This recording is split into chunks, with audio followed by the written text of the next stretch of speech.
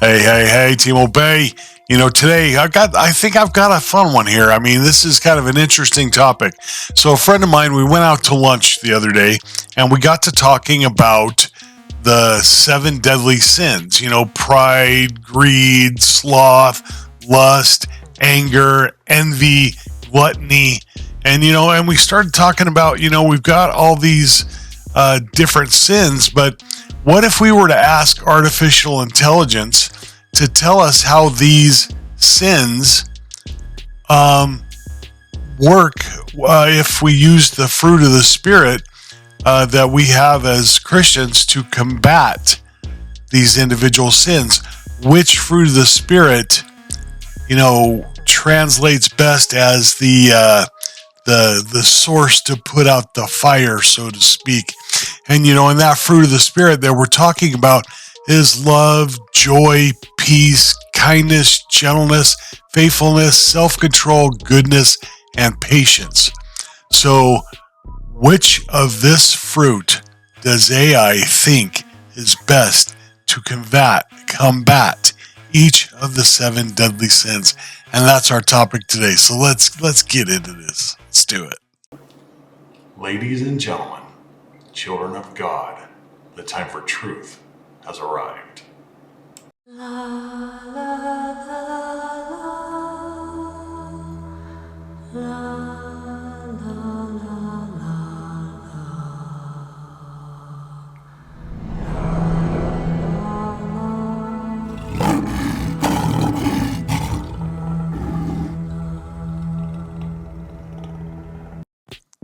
All right, Team Away, I think this is going to be a lot of fun. So I'm going to give you the 9 fruit of the Spirit.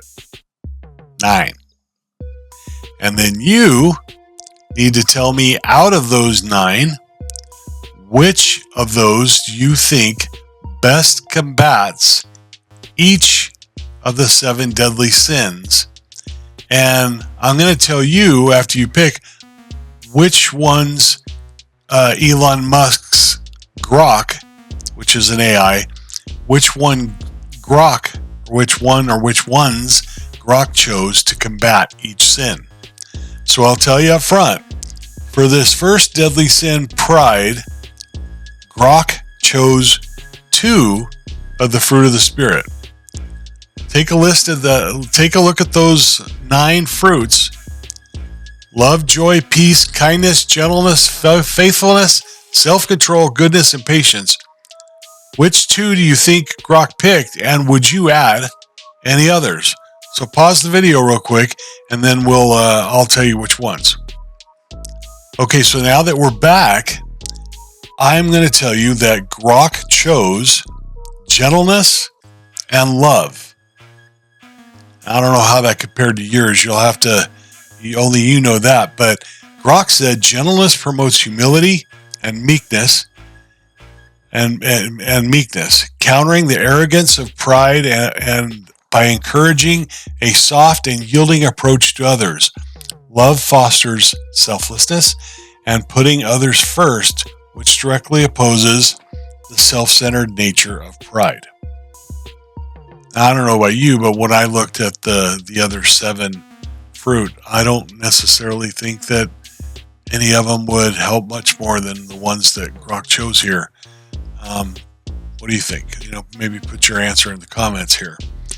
Now, the next one is greed. Take a second and look at those 9 and tell me which ones you pick. Okay, so now that we're back after you pause the video, Grok chose goodness and kindness to fight greed. And Grok's reasons were: goodness inspires generosity and moral integrity, helping to overcome the selfish accumulation associated with greed. Kindness encourages sharing and compassion toward others' needs, reducing the desire to hoard resources. Now, me personally, I agree. Now, if you think there's any of the others in those 9 that would also work, put your reasons in the comments here. Now the third sin is lust. So go ahead and pause and tell me which of the fruit would you choose on that. And now that we're back, I'm going to tell you that Grok chose 3 of them.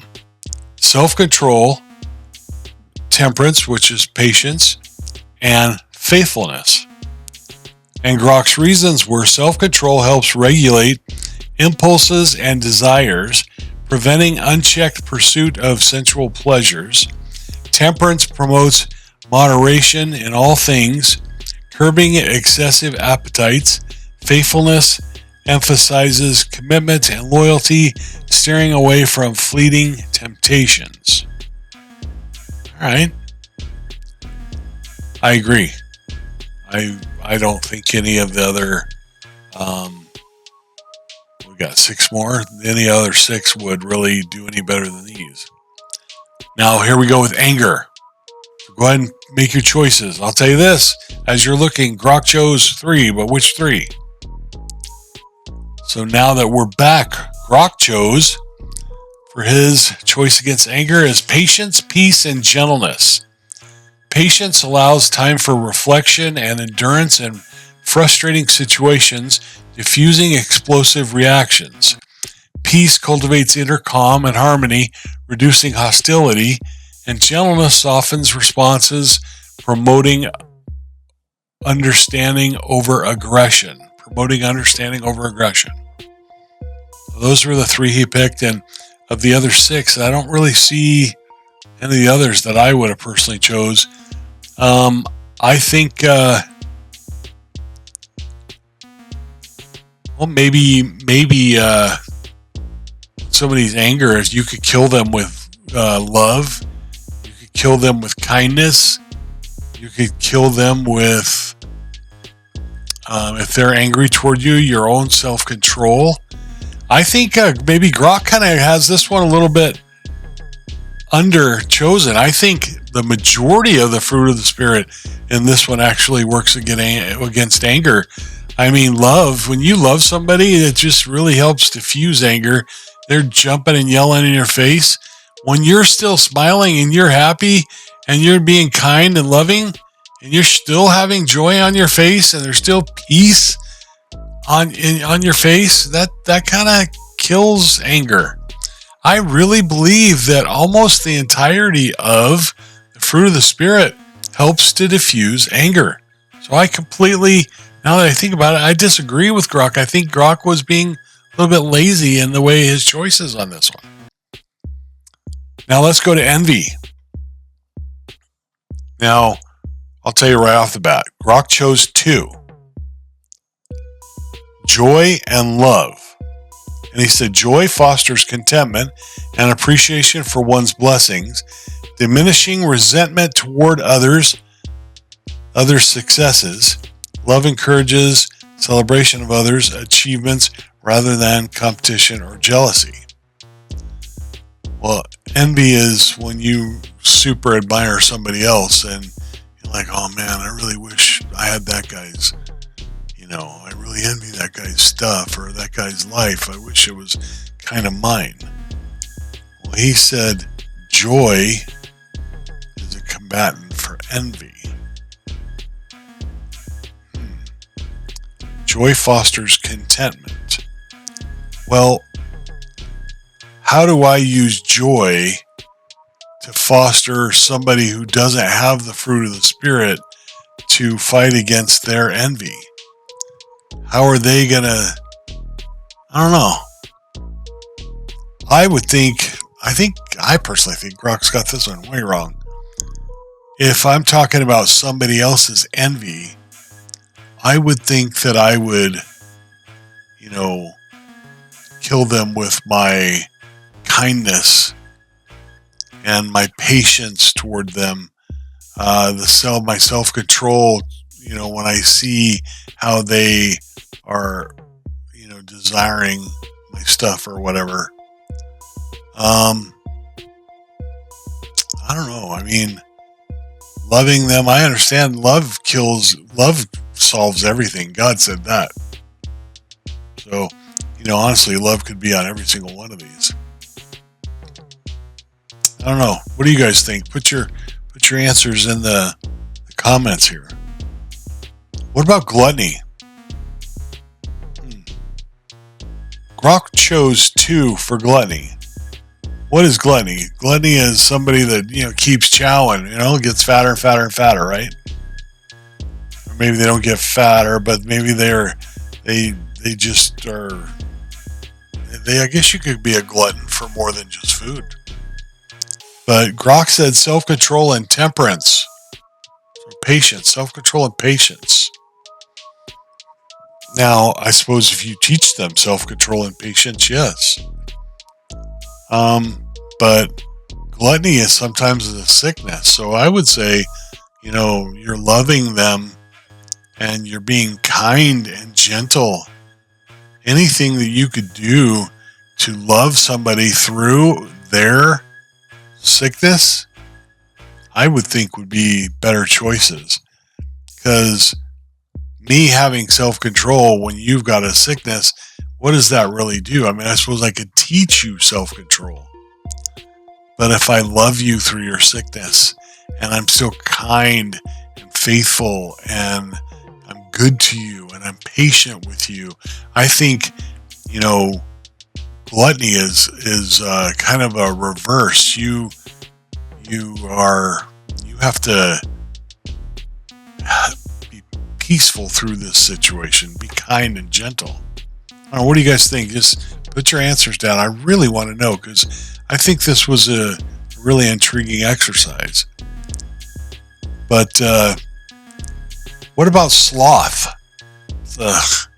It's very hard to deal with lazy people who all they want to do is sit on their butt and do nothing, and they don't care about anybody or anything other than themselves. This is a really hard one. So Grok chose 2. Grok said faithfulness and self-control. Now, sloth. I mean, yes, I need to have self-control around somebody like this. I need to be gentle around somebody like this. This is going to take me being a gentle person and kind person and patient person. Even though they're super lazy and slothful, I still need to be good to them. I still need to be kind. I still need to show them a sense of peace and joy and obviously love. I really believe you need to use the whole entire arsenal for this sin. This is, some of these sins when you're talking about, gluttony or something like that, you really, if you think about it from the opposite side, we incorporate quite a bit of the fruit on individual sins. I don't know. What do you guys think of this exercise? Did you enjoy the thought process of this? Let me know, because I think anytime we talk about stuff like this helps us grow as children of God. And my whole desire as a child of God is to love you guys and to share the gospel. And part of the good news of Jesus Christ is that he gave us through the Spirit in order to deal with everyday life situations and the sin that comes at us. So, Team Obey, I hope to see your comments on this one. I hope you stuck around till the end. And if I don't see you on the next video, I hopefully will see you in heaven, because apparently time is close. Jesus Christ is coming soon. Talk to you guys. See ya. Bye.